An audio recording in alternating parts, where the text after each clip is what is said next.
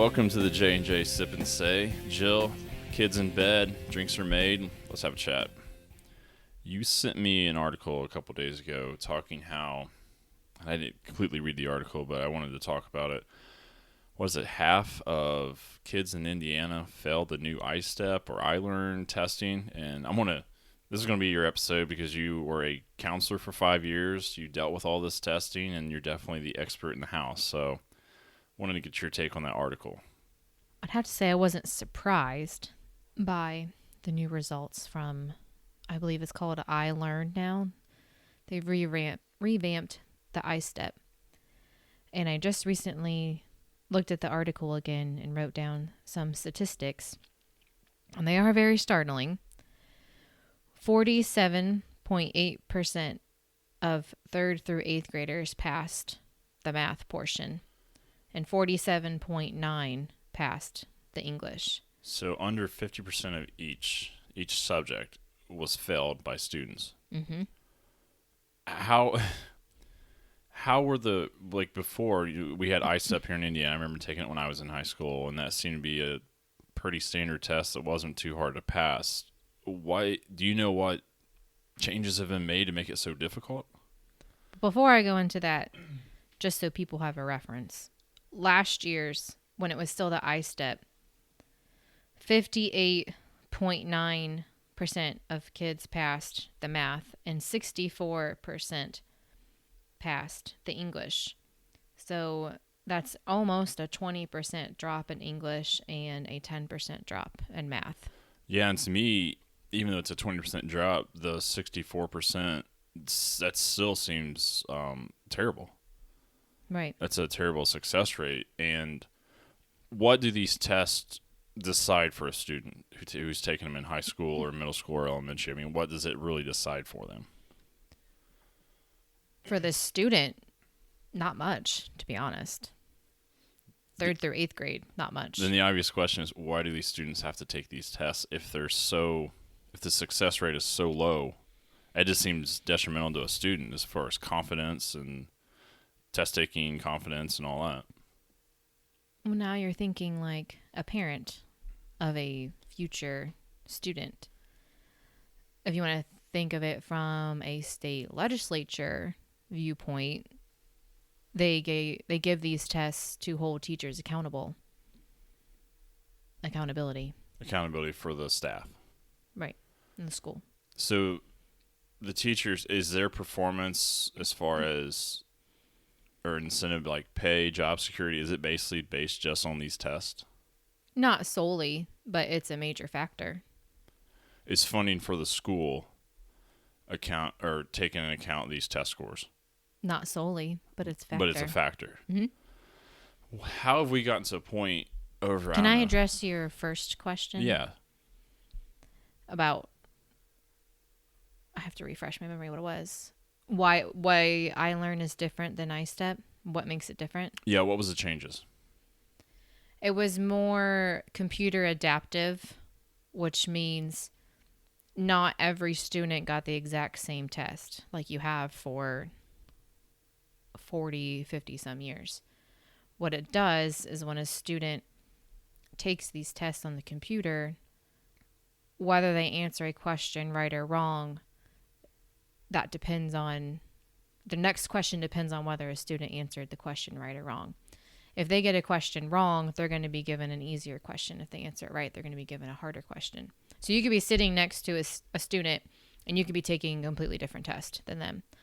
So that raises the question of, how is it standardized testing if you're not even been given the same test as all the other students? Yeah, that sounds like it's the complete opposite. And then if a student, say, does fail it, how do they know what to focus on to improve that student? Or is that even a factor? Is it just pass-fail for the score for the school? Or is it, hey, let's take these test scores and see how we can help these students? Both. I mean, I've sat down and dissected students' test scores before, and a lot of times the state wants you to provide remediation for them, especially high school students that would fail the ISTEP 10, which is a graduation test. If they were to fail that, then as a school, we are required to provide some type of remediation for them. to help pass. This might be a little off the topic, but how much time is spent in the classroom or a typical student's day preparing for these tests rather than, studying history or working on problem solving or some sort of creative outlet? Is it getting to the point where a large amount of time is spent on just preparing for a test? Teachers teach to the test. That doesn't seem right. No. And it's not because that's how the teachers want it, but that's how it's become. They don't want to teach to the test, and kids don't want to learn to pass a test. I don't think kids learn. I think they learn how to memorize. Would you agree with that? They are basically learning how to memorize so they can pass a test. Right, but they're not even passing these tests. That makes it even worse. They're teaching to a test that they're not passing. You sent me this article and it kind of got my head spinning. I'm thinking, Blair's going to be in school here in a few years and start getting into this, and it just seems like a major problem. And I'm sure it's, like I said, very detrimental to students who want to be creative, might want to pursue other things other than math and English. Are those the two subjects, right? Yes, for I believe, and I was a junior high school counselor, so I don't have much experience with elementary testing, but I believe 3rd through 6th grade, it's for sure math and English, and then I want to say it alternates each year whether they do a science or a social studies test, and then in 7th and 8th grade it's math and English, and 10th grade is math and English, but. Can I add something? When it used to be the ECAs, the end of course assessment, in order to graduate, a student had to pass a math ECA or an Algebra 1 ECA and then an English 10 ECA. But they had to take a Biology 1 ECA, but did not have to pass it. So why do we make them take it? So it sounds like a waste of time if they're preparing for a test that means nothing. Exactly. I guess, and maybe I'm naive to this just seems so ridiculous that we're having all these tests. Some don't even matter if they pass or fail. The tests mean more to the school than it does to the student. Yeah, let's look at the student side of it. You dealt, obviously, as a counselor with students taking tests. What were their opinions on it, other than I know the common, why do we have to take this, but were they confused by it? Were they intimidated by it? That, you have to pass these hard tests that there's a large failure rate on? I think your sophomores and older were intimidated by it because this test determined if they were to graduate on time. That's a major stake. Junior high kids, they're still young enough that I think the ISTEP means something to them. Kind of like a personal triumph if they pass or fail. But you're always going to have the kids that, why do we have to do this? Why? And what's funny is they figure out nothing bad happens to them. They don't get held back if they don't pass the ISTEP. They figure that out. So what's the point in passing this test? Yeah, and as a counselor, how do you explain that? Because you kind of have to save face to say, hey, these tests are important and you need to do well on them. But then again, kids can figure out that some of these aren't really important and some of them are. Right. Like I said, you're always going to have kids that they're not going to care no matter what you tell them. Yeah. You kind of have to put on a face of this is important and you've worked hard all year to get to this point and you've prepared. And here's where you can show us what you know. If a student would fail, do they get multiple opportunities to retake the test, or is it one and done? That's the other thing. Junior high ISTEP, if you fail it, that's it. I mean, you don't have to retake it. So you move on to the next grade as long as you pass the grade as far as your, semester grades. So you could get a B in the class, fail the ECA, ISTEP, whatever, and really no consequences. No. I guess because I'm not higher educated as far as a master's or anything like that in education, as far as an administrative standpoint, it just seems a little confusing to me of why we're doing this. And we've always had some type of state standardized test. I'm from Ohio. We had the proficiency test from 2nd grade on. Granted, it was every other year. And in Indiana, it's every year from 3rd grade on. So I don't know why you have to be tested every single year. Yeah, I remember we did ISTEP, and I'm not going to say it was easy, but if you semi-worked hard in school and paid attention, the ISTEP was really not a big deal. Well, right, now you're having half the kids fail. I mean, you could sit in a classroom of 20 kids and only 10 of you passed. And I wrote down another statistic. Only 37% of kids passed both math and English. Do you think it's the performance of the kids, teachers, or just the way these tests are set up? It's very difficult for anyone to pass. The test. It's the test. I mean, I got to believe. If you have scores going down that far from one year to the next, and the only changing factor is the test, then it's the test. Yeah, I got to believe, a large percentage of teachers are good at their job, care, and really want the students to do well. And then you get these kind of results. It just seems very confusing for a student, especially someone, 15, 16 years old, really doesn't know what they want to do in life, and they're being told how important these tests are. But in a sense, they're not too important. And someone was quoted at the end of this article. I can't remember if it was a teacher or a superintendent, and it said, have kids become dumber? No. Have teachers become lazy? No. The answer is the test. And something else I wanted to add. This is the 4th state standardized test in 10 years. Why are we reinventing the wheel every 2 to 3 years? What's the point? Now, you mentioned you guys did different testing when you're in Ohio. Is this just a statewide thing, or is this a national thing? Well, nationwide, each state is expected to provide some type of a standardized accountability test. What it's called and exactly how it's administered is up to the state. How was the reactions that you got from parents that you had to deal with? Because I'm sure they asked the same questions I'm asking now as a parent, even though, our son's 20 months old. I would be asking these same questions. Why are these tests the way they are? Why is the failure rate so low? What kind of feedback did you get from parents? Kind of the same thing what you're saying. I had a lot of parents, once they would find out their student failed, would call me and ask, when can they retake it? What's going to happen to them? Are they going to fail the 8th grade? And it'd be no, and they move on. I mean, really, and then I almost felt stupid saying that to them, because all I'm doing is fueling that fire. Okay, well, if nothing happens, why do they have to take this test? Yeah, it puts you and the teachers in a weird spot because you have to enforce what the rules are from. We have to enforce something that we don't want to enforce. Which I'm assuming with the Board of Education, that's a state level government, right? Well, you're going to have your federal Department of Education, but then each state has their own state Department of Education.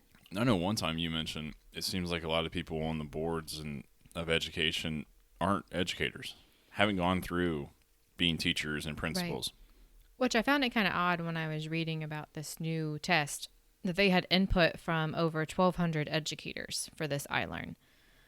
Which again kind of surprises me that it was still that big of a disaster when you have that much input. Or maybe that was too much input from too many people. But time and time again, you will see the higher ups in state education, and they've not spent one day in education. Yeah, it'd be like putting someone like me on a medical board, in a sense. You don't think you could? No, absolutely not. I have no desire to be anything with medical. But that's a good analogy. You're not going to see a surgical board made up of, lawyers. Right. So why is education any different? Is it money? Is it lack of interest? Or a lot of people don't want to be in it? I have no idea. I don't know. So, like I said, it puts you as a counselor or a teacher in a tight spot as far as enforcing what has to be done, and then you got to answer to kids and parents. One thing I've read is this shortage of teachers, and you got out of education. A big reason was to stay at home with our son, but you got to the point where you almost hated your job because all you did was coordinate tests. I mean, it seemed like every week you come home from your school and be talking about another test. Right, and in a few minutes, I've outlined all the different tests that I have to administer in 1 year. But I think that's a main complaint from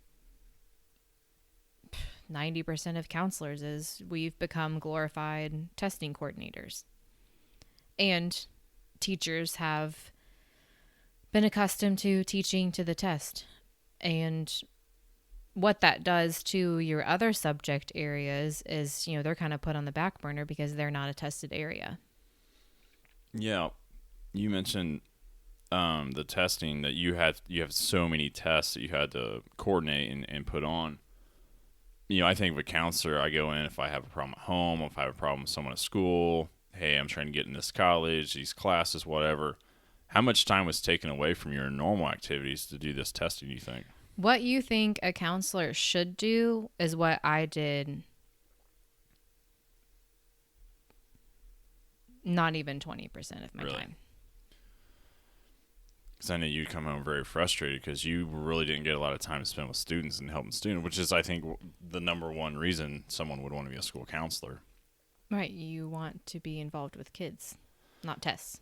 How did teachers still react to this type of testing when they're trying to teach students and teach them problem solving and creativity and it keeps them up at night. And especially, I dealt with this more at my prior school because it was K-12. They have it's called the iRead. So not only are third graders taking ISTEP, they also have to take iRead. And that's a reading proficiency test. And if a student doesn't pass that, they don't go on to the fourth grade. So you have these teachers that literally the future of their student is in the hands of this test. I want to say the only reason they might get pushed through is if they have an IEP, or for, an individual education plan for special education. Explain IEP a little bit further. It's an individual education plan for a student who's in special education. So they have a specific written plan with a common. They've been diagnosed with a disability, okay, whether that's a learning disability, emotional disability, all of those. So they, depending on the disability, they can get certain accommodations in the classroom and on testing. So these students, if they don't pass this one test, could not move on to the fourth grade. I remember the teacher at that school, she was literally so frazzled the week of iRead. Because, she has prepped her kids all year for this. And I don't know how we combat this, but you have a profession where you have to prep and prepare something as variable as a teenage hormonal student who you don't know what's going on at home. You don't know if they ate last night or ate this morning, or, mom and dad are split up, or dad hits them. They live with grandma. They have to walk to school. You have no idea from day to day to day what kind of student is going to show up. But you're expected to teach them all year long for 3 to 4 days of testing over a test that you don't even know what's going to be on it. That's the thing. You can study for all these tests, and you typically know what's going to be on a test. Well, not for ISTEP or iLearn. They can give you maybe certain standards that you're supposed to cover. The state standards, I guess. But you literally have, out of a whole year's worth of state standards, you have no idea what's going to be on this test. Yeah, and some kids are just not good test takers. I was right, because they put so much pressure on themselves. I was a AB student, pretty good GPA. I think my best SAT score was like a 1030, which isn't overly great. It's okay, but my GPA and grades would reflect a lot higher. But I just was not a good test taker. Especially on a big test like the SAT, or I'm sure I would have struggled with these end of the year tests. Just because you're super smart doesn't mean you're a great test taker. Right, and why should we only measure a student's success for one test? Yeah, it'd be like in the real world, you would basically work all year, and at the end of the year, if you had a test, to decide if you got paid or not. Right. This, in a sense, is what it would be. And I think with this new iLearn, they've also incorporated like a college and career readiness standard. So you're trying to tell me if a fifth grader did not pass, you're supposed to tell me that he's not college and career ready. Well, he's not supposed to be. He's in fifth grade. No one knows what they want to do at 18. Well, it's not even knowing what you want to do. It's just, according to the state, that fifth grader did not pass certain standards that should make them college and career ready. That's unbelievable. Yeah. The way people mature differently and take the different subjects. I mean, fifth grade, you're what, 11 years old? You got 7 more years to develop and find your way. It just seems way too early to be judging that. Another thing I mentioned, and we've talked about this, is the lack of teachers. We have a lot of friends who are teachers. We have a lot of friends who used to be teachers and got out because I think a large part of it was the stress and the just the kind of the ridiculousness of all this testing. Do you see more and more people getting out of education? Every year. And it's either them trying to move schools thinking that somehow will solve their problem, and it doesn't. The same problems will follow you. It's a state problem. It's not going to go away.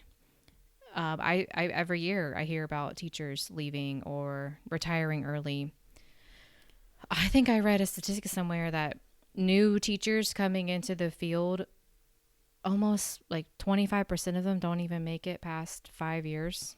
I mean, it's just something ridiculous. And I'm sure it really turns them off from pursuing another career in education. Like you've mentioned, at this time, I know you've only been out, a year and a half? A year, roughly. Yeah. You really don't have a desire to get back in the game when our son gets older because of, the problems. And until it gets better, why would you want to get back in that? And I'm sure a lot of other people feel the same way.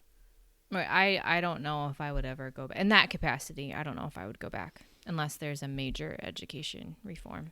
Now, you studied, you went to Finland, you got your undergrad, you got your master's at Toledo. So you really, and you didn't know you were going to end up in Indiana, but was there any preparation in college and your classes that, hey, you're going to go be a counselor, but you're probably going to be more in the testing side of things? No. They would tell me I'd have paperwork to do based on, my notes with students or, talking with parents, but nothing to prepare you for testing. I had to learn on my own because I went to grad school in Ohio, and so when I did my internship, I only knew about Ohio's state tests. So when I moved to Indiana and got my first counseling job, you're just kind of thrown in to learn about these. And like I said earlier, they change it every 2 to 3 years. You wrote down a list of all the tests. Well, and you mentioned, before I go into that, you mentioned the teacher shortage. I did find this statistic. Only 3% of students enrolled at Purdue, so the biggest college in the state. One of. Well, probably goes back. Besides IU, yeah. Only 3% of students fall under, and a lot of things can go under the College of Education, but only 3% of students are enrolled in that particular college at Purdue. I wonder what that is at Ball State, because Ball State is a teacher. I looked it up very briefly, and I couldn't find a statistic. Because it is known for a teacher's college, but I wonder if their enrollment numbers. We'll have to look that down. Maybe post that on the. What's funny is Indiana wanted to put together a committee to find out why there's a teacher shortage.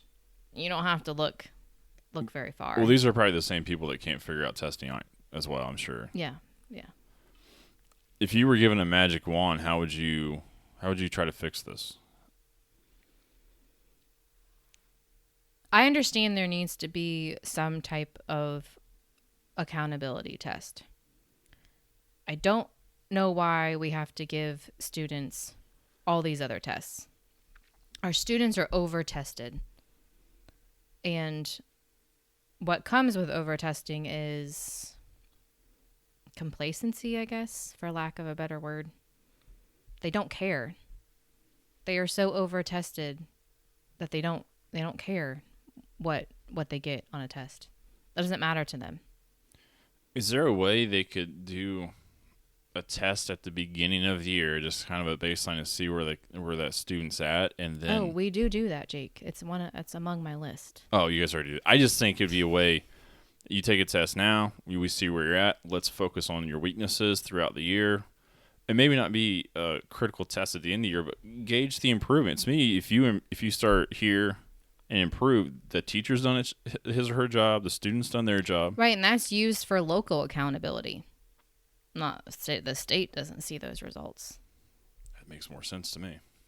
Well, Oh, I'm not smart. I mean, I'm a 1030 SAT guy, but I have common sense, and it seems so obvious to me. okay. Well, now that you've brought up that specific scenario, I can go into my list. So, for those of you that are listening, I was obviously a school counselor at a 7 through 12 building, which makes testing even harder and more of it, I guess. So the format that Jake was talking about, we actually did do that. It was called the MAPS test. And all grades took it, whether you were kindergarten or a senior. Kindergarten. Yeah, Jake. They may not have a state test, but we are doing some local assessments. Testing shapes? I mean, it just seems silly. But okay, I'm sorry, continue. So it's called the MAPS test. I probably couldn't even tell you what it stood for. That was 3 times a year. So we would do it probably the first week or two of school. They would get tested in math and reading and language. They would get tested in probably November-ish. Because, we don't want to run into semester exams. And then they would be tested again in May. So like what you were talking about, we could get a baseline in August, a midpoint, and then an endpoint, and we can see their progress or lack of. And it actually gave really detailed results of what, they went up in or they went down or stayed the same. And it was very useful information because as a school, you could look at, say you're an 8th grade teacher. Your students coming in, you could look at their 7th grade end of the year MAPS scores, see where they're at and where you should start as an 8th grader.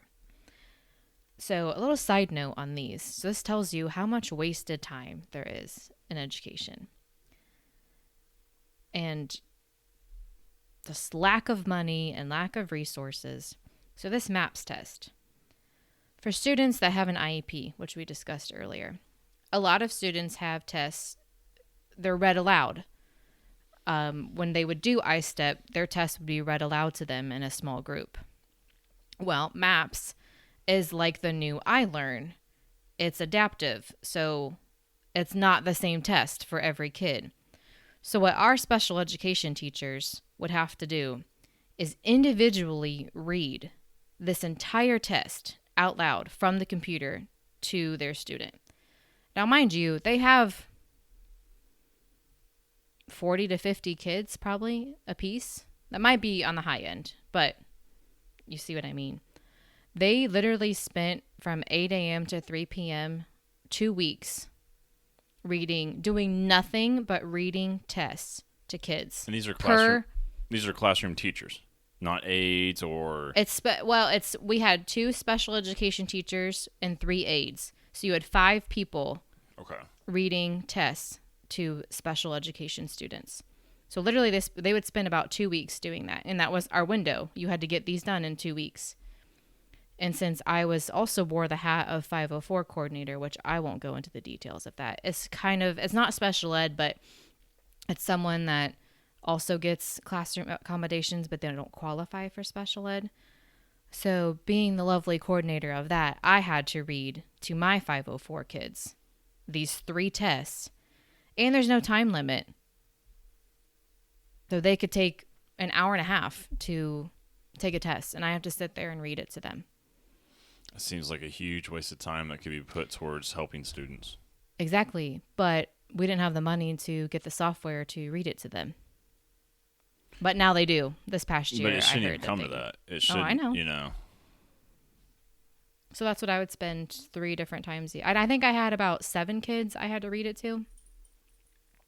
So there again, I'm spending my time reading a test to a student. And this is just one set of tests. That's just one. That's one test, but 3 times a year. And within that one window, they would have to do math, reading, and language. And I have to read all 3. And this is on top of a normal end of chapter test. Oh, yeah. Quizzes, tests, unit tests. Right. Okay. So there was MAPS, and that was for all the grades. We'll go to the PSAT. Everyone's heard about the PSAT. Well, the PSAT, when I was in high school, it was an option, and you had to pay to take it. Yeah. In Indiana, kind of a nice thing they do, but then it's also kind of a pain in the butt. They pay for every sophomore and junior to take the PSAT. So I have to coordinate that every sophomore and every junior in my building takes the PSAT on that day. So that's a test. So MAPS, I listed the 3 times. The PSAT is typically in October. In September, our juniors would take the ASVAB. This is a test that the military, I say sponsor it. They put it on. To be honest, I didn't have to do too much with that one. All I did was really have to schedule it. But someone has to. Well, right, yeah. And our kids have to take it. Yeah. I pretty much just had to schedule it. Like, hey, they're coming out this day. They're going to administer it. This one, probably out of all of these tests, gives our kids the most real life information if they take it seriously. If they just take it and, just BS their way through it. Well, and that's what we tell them too. Be like, this information is yours. We don't use this information for any reason. This is strictly data for you to take and use how you want. It's going to give you, it's a career assessment, a career inventory, I guess. Also, anybody that would be wanting to go into the military, they would have to score a certain number on this to be able to qualify for the military. But this one, there's a lot of misunderstanding with it. They're like, well, I don't want to go into the military. I said, no, it's used for that if you want it to be. But really, it's a career inventory. It's going to give you information on, there is a math section and a verbal section, but there's also a section on how well do you know mechanics? How well do you work with your hands? How well do you do this or that? It's just kind of giving kids an idea maybe what direction. That makes sense. Right. So that one was typically in September. So by October, you've already done MAPS, ASVAB, PSAT if you're a junior. Our juniors were the worst class to be tested. All the normal schoolwork. Right. Athletics. And everything then, on top of that. So in November, we would do our second round of MAPS testing. December, Jake, your eyes are starting to glaze over. It blows my mind because I know you had talked about it, and I knew it always upsets you. I had never mapped it out like this for you. No, you had talked about it and how frustrating. And we've talked to other parents and teachers, and it blows my mind of the amount. Right. Okay, so we went through November, our second round of MAPS. We're into December now. Everyone knows how crazy December is. You're only in school probably, 2.5 weeks, 3 weeks. So the last week of school, you're going to have your semester exams. But before that, we had to squeeze in a small window for our ISTEP retesters. So these are students that did not pass the ISTEP 10 as a sophomore. Well, we have to give them a chance to pass it. And they're juniors now. Right. Well, the ISTEP 10 was a graduation test. If you didn't pass it, you have to take it until you pass it if you want to graduate. But you still move to the next grade. Right, yes. Okay. Yeah, you don't fail the grade. So in December, we'd have to retest them on ISTEP. But here, let me throw in another curveball.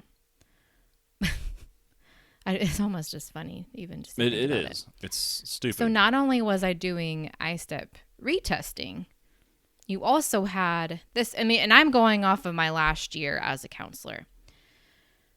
You also had the ECA, the end of course assessment. Well, we had to phase those students out. So I still had seniors that had to take the ECA to pass because they're not required to pass the ISTEP 10 because they never took it. Does that make sense? Yeah. They're it was like a stair step thing. So I had to do ISTEP retest and ECA retest in December before doing semester And exams. this was all just in the first semester. Correct. January, I don't think there was typically much Whoa. in January. Hold the phone on that one. I know. Oh, wait. I completely forgot about one, Jake. The Accuplacer.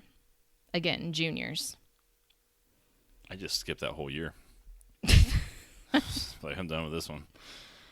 And it's amazing how many juniors I would have. Like, why? What's this test? Why do I have to take this one? I'm like, I don't know. Just sit down. I'm asking the same question, and I'm 33 years old. So the Accuplacer. And there's two different Accuplacers. There's the Accuplacer that you have to take if you want to take certain courses in college. But also, there's the state Accuplacer. To be honest, when these kids would ask me why they had to take it, I'd be like, I don't know. We are required to make you take this because you didn't pass the ISTEP. Or no, I don't even think it was that they passed it. They didn't earn a certain score. So they could have passed ISTEP, but didn't pass it high enough, and they'd have to take the Accuplacer. My head's spinning. But if they didn't pass the Accuplacer, nothing happened. So then you got So I'm literally just making them take a test to take a test. So then you're in the January. Right. The Accuplacer, I'm sorry, the window would typically be in November. Okay, so let's add another test for a semester. Correct. While we're at it. Okay, so January, typically nothing. February, you would get into the first window of ISTEP. And that would typically be a paper. Sorry, I lost my train of thought. A book format. It wasn't on the computer, I guess I should say. So that window was 2 to 3 weeks. You had to get, all your people tested. March, typically nothing. Yeah, spring break. Well, right, a week of that's typically spring break. And this first window of ISTEP was normally the end of February, first part of March. And then you'd have your spring break end of March normally. April, second round of ISTEP, and this one was on the computers. And then into May, you would do your third round of maps. And then at the end of the school year, you'd have your semester exams. I think just laying it out like that really details the picture of what's going on in our schools, at least here in Indiana. I was saying and typically 1, 2, 3 of those tests were strictly for juniors. Aside from the PSAT was also for sophomores. Yeah, like I said, it just details out what the kids are having to go through, what the teachers having to go through, school counselors, and before Blair was born, you told me all about it. I was confused by it. I didn't understand it. And now that Blair's going to be in school here in a few years, it's a legit concern. What can people do? What can parents do to try to change this? Is it going to more election or local elections? Is it going to more school board meetings? Is it writing your senator or congressman? I mean, what steps can people take? Because obviously this has to change. This is not working. Kids are getting stressed. Teachers are getting stressed. Teachers are leaving the field and not coming back. I'm sure students won't want to go to teacher college now. I think normally you would say start small, but at the local level, our hands are tied. We're doing what we're supposed to do and what we're told to do. So I think what you mentioned about writing or talking with your senators and congressmen, It'd be your Indiana state reps. Yes. Right. Yes. Not U.S. Yeah. reps.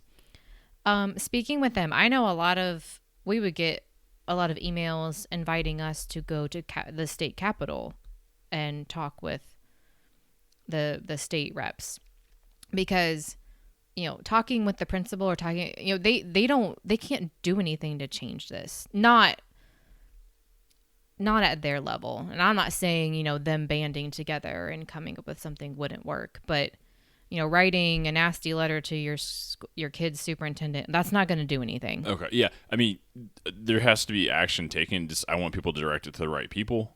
Right. It's above us. Okay. And if you're a parent out there of, a K through 12 student, most of your child's teachers are godsends. and they don't get enough respect.